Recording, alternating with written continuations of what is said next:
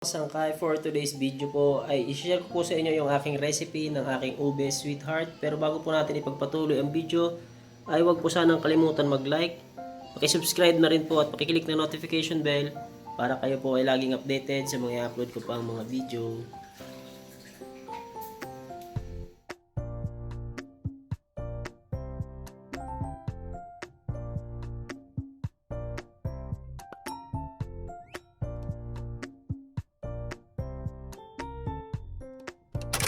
Ating gagawin ay kailangan maghanda muna tayo ng ating paglalagyan. Ito, isang tray lamang po yung ating gagawin.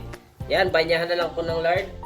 At ang sunod nating gagawin ay titimplahin na po natin yung ating sweetheart bread.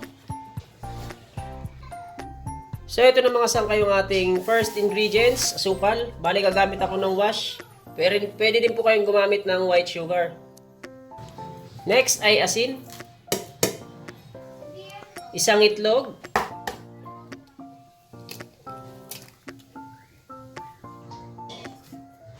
Lard at margarine.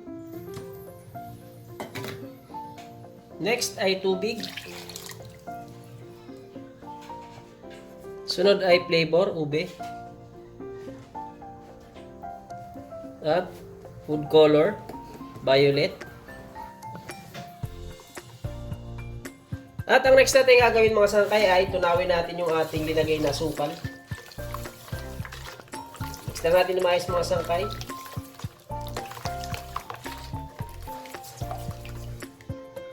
At pag nahalo nyo na ng maayos mga sangkay, ilagay na natin ang ating harina.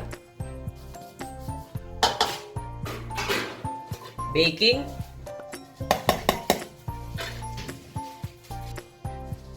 At yeast.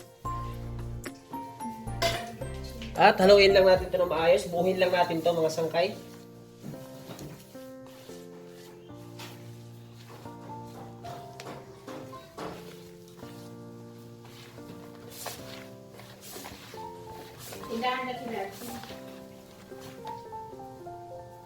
At ito na yung ating sweetheart mga sangkay. Ngayon ilalagay na natin siya sa ating tray. Yung ating kaninang inihandang tray na may lard. So kailangan mga sangkay ang ating sweetheart ay hindi matigas sa malambot lang dapat to.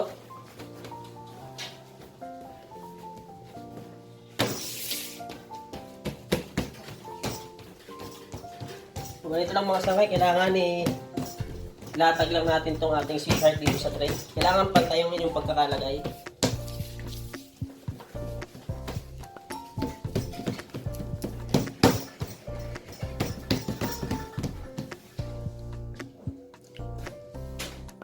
At ang sunod mga sangkay, kung sakaling nailagay nyo ng inyong sweetheart, ayan, pantayin lang natin. Bali gagamit lang tayo ng lata. Ayan, lata ng gatas.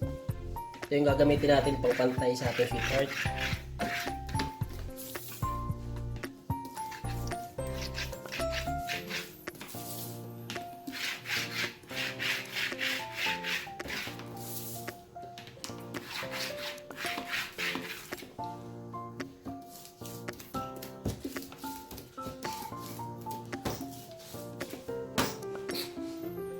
At kung sakaling napantay nyo na ng maayos, nakinis nyo na yung babaw, ay tusukan lang natin.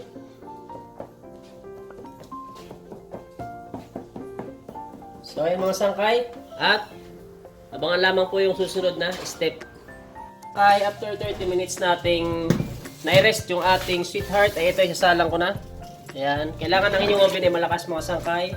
Ay mainit ang inyong oven at dapat ang apoy ay malakas. So ay mga sangkay, antayin lang po natin kung ilang minutes natin siyang maluluto. Kaya after 23 minutes, simula ng ating sinalang. Ay ito na yung ating sweetheart. Luto na mga sangkay. 23 minutes natin siyang niluto. At ang sunod natin gagawin mga sangkay ay palamigin po muna natin bago tayo magpunta sa ating susunod na step. Kaya habang pinapalamig natin yung ating sweetheart ay gagawa muna tayo ng ating toppings or icing ng ating sweetheart. Yan, powder sugar yan mga sangkay. Then maglagay lang tayo ng tubig. Alalayan lang natin yung paglagay ng tubig para po hindi sobrang basa ng ating icing. Bali ito yung ilalagay natin sa ibabaw ng ating sweetheart. Malalay lang ang paglagay ng tubig mga sangkay, yung hindi masosobrahan sa sa basa yung ating powder sugar. So mga sangkay, ganito ang tamang lapot ng ating icing. Yan, ganyan lang siya mga sangkay. At kapag malamig na yung ating sweetheart, ay pwede na rin po natin itong ilagay sa ibabaw. So yung mga sangkay, kailangan make sure lang po na malamig po yung inyong sweetheart bago po ilagay yung ating icing ha.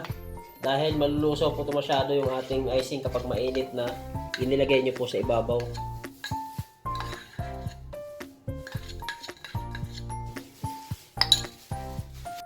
Yan. Pag nailagay nyo na ay kalat lang natin. Bali lahat ng part ng ating sweetheart ay kailangan pong malagyan. Gumamit lang po tayo ng spatula.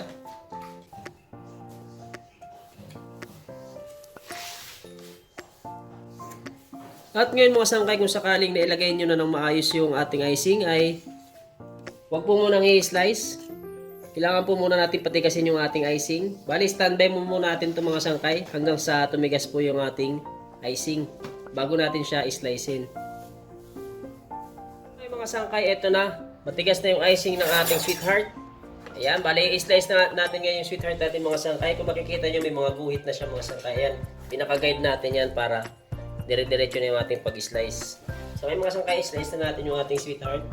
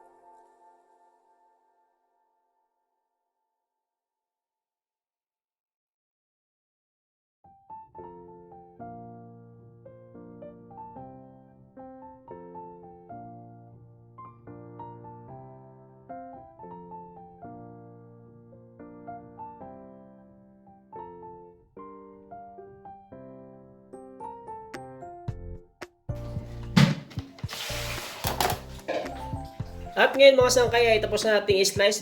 Bali yung ating slice nito mga sangkay is 5x8 at pwede natin siyang ibenta ng 6 pesos. So ngayon mga sangkay, pwede na natin display. Ito na yung ating finished product ng ating ube sweetheart.